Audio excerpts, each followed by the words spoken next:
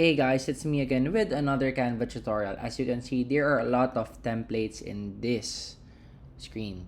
So now, the video is entitled, How Do We Animate Still Photos in Canva? So for example, we just choose a template. So we can choose this template and customize this template. Let's say how to animate this one. Let's, for example, this person, you want this person to move or be animated. Just simply press animate. Then we can do wipe slide, old TV, or shake zoom.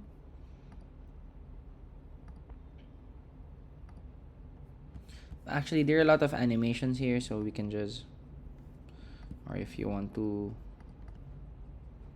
put him out so that there's like a shadow effect, there's no problem.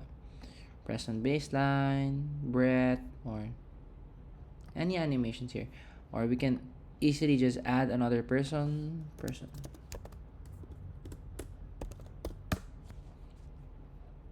Let's say this guy. Let's say that we are adding this person here. Then we can also animate this guy as well. Maybe something that suits better.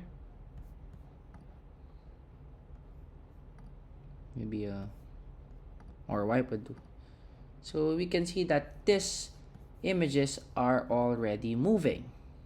So how do we save this? Just go share, download, MP4 video, and press download.